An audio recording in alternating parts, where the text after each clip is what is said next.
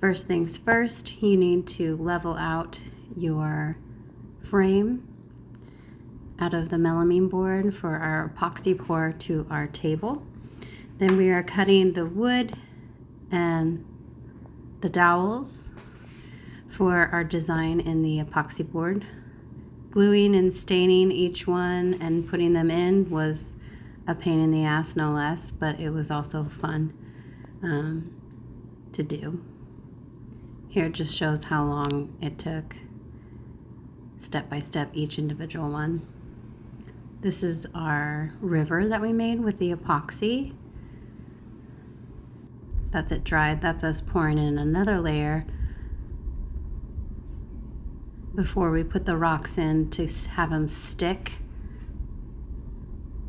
And then we were gonna pour the epoxy over everything after all of that.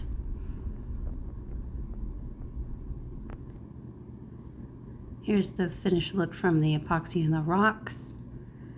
And after our pour over the whole thing, we make sure there's no bubbles by using heat. Keep checking in about every 10-20 minutes to see if there's any bubbles creeping up. Let it dry for a long time with the heat lamps. And this is the final product on our bar.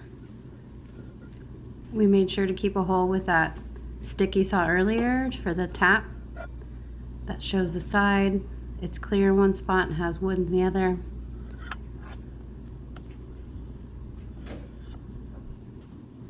And now we're ready for a party.